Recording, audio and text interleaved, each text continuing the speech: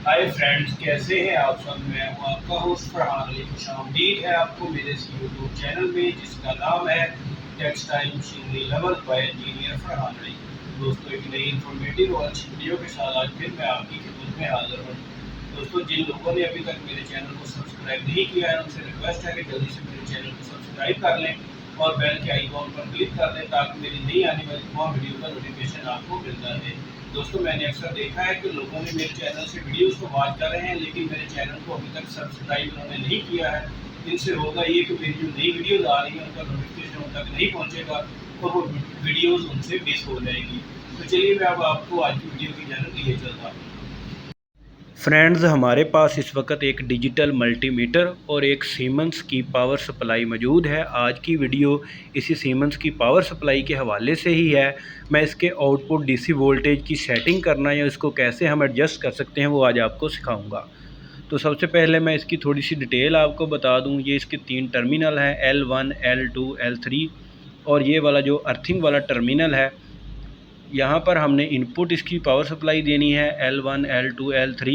ये ऊपर लिखा भी हुआ है इनपुट, नीचे ये देखें 3 AC यानी कि 3 फेज़ AC 400 वोल्ट से लेकर 500 वोल्ट 50 टा 60 हर्ट्ज़ जो है ना हम यहाँ पर इस्तेमाल करेंगे। अब आ जाते हैं इसके आउटपुट वाले पोर्शन की जानब। इसकी आउटपुट DC 24 वोल्ट और 20 एम्पेयर इसकी जो रेटिंग है। और ये दो पहले पॉजिटिव वाले प्लस वाले टर्मिनल और दूसरे दो नेगेटिव वाले टर्मिनल है। तो आप यहाँ से इन टर्मिनल्स में जो वायर्स लगाकर इसकी आउटपुट यहाँ से हासिल कर सकते हैं। दोस्तों, ये तो इसको इंट्रोडक्शन था। तो ये इसकी ये 3 LEDs लगी हुई हैं, 24 वोल्ट ओके की, एक ओवरलोड और तीसरी शटडाउन की। तो चलिए सबसे पहले हम इसके कनेक्शन करते हैं। जिन लोगों ने तो ये पावर सप्लाई पे काम किया है पहले से, तो उनको तो पता होगा कि किस तरह से लगाते हैं, लेकिन मैं तरीक़ाकार इसलिए बता रहा हूँ कि काफ़ी जो मेरे व्यूवर्स हैं वो बिगनर्स हैं, जो अभी इलेक्ट्रिकल की फ़ील्ड में बिल्कुल नए हैं। तो उनके लिए मैं चाहता हूँ कि ताकि उनको इसे लगाने और चेक करने का तरीक़ाकार भी पता चल जाए। तो आपने टर्मिनल्स में तीनों वायर अच्छी तरह से टाइट कर देनी है। अगर आपके पास अर्थिंग मौजूद है तो चौथे पॉइंट में आपने अर्थिंग भी लाजमी लगा देनी है। तो ये मैंने इसको ऑन कर दिया है। तो ये देखें, हमारे पास 24 वोल्ट ओके के सामने वाली जो LED है वो ग्रीन जो है वो रोशन हो चुकी है। इसकी बुनियादी तौर बेसिकली ये 3 LEDs लगी हुई हैं। पहली जो सबसे ऊपर वाली LED इस वक्त रोशन है। मैं थोड़ा सा ऊपर करके आपको दिखाता हूँ ताकि आपको ये जो लग रहा है कि सेंटर वाली LED रोशन है, जबकि ये रोशन नहीं है। ये सिर्फ दूसरे की लाइट नज़र आ रही थी। ये सेंटर वाली ओवरलोड की सूरत में रोशन होगी और सबसे नीचे वाली जो LED शट डाउन की सूरत में रोशन होगी। यानी कि ये LED इसकी स्टेटस बताती हैं कि इस वक्त ये किस स्टेटस में है। अगर ओवरलोड होगी यानी कि 20 एम्पेयर से ज़्यादा इस पर करंट होगा या शॉर्ट सर्किट होगा तो ओवरलोड वाली इंडिकेशन रोशन होगी और फिर उसके बाद वो शट डाउन मोड में चली जाएगी।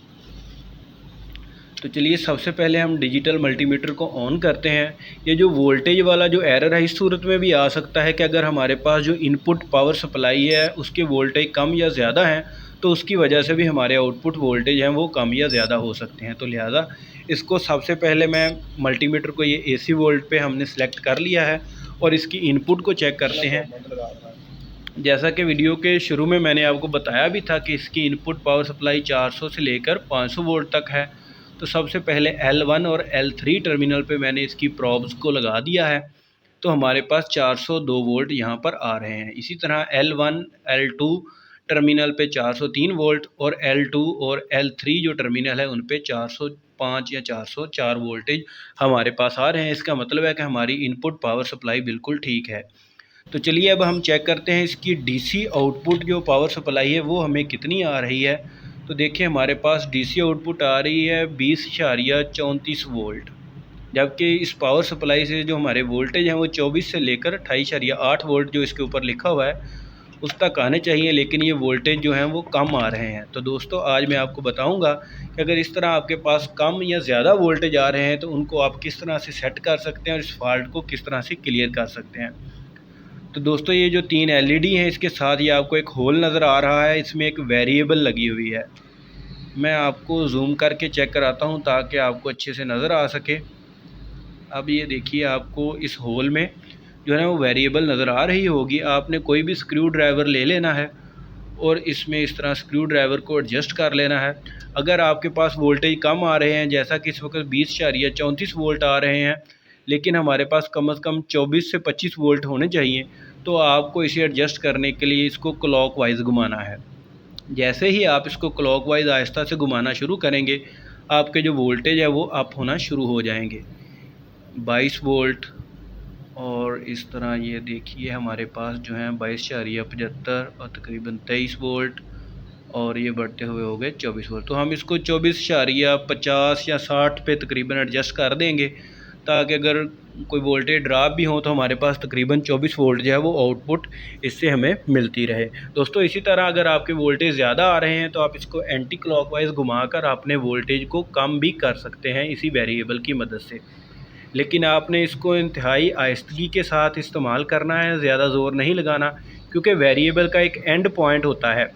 अगर आप उस एंड पॉइंट पे भी जाकर ज़ोर लगाएंगे स्क्रू ड्राइवर से, तो ये क्या होगा कि वेरिएबल ख़राब हो जाएगी और आपकी जो आउटपुट है वो आना बंद हो जाएगी, और आपके लिए एक मसला बन जाएगा और आपकी सप्लाई तकरीबन ख़राब हो जाएगी और आपको दोबारा नई वेरिएबल लगानी होगी।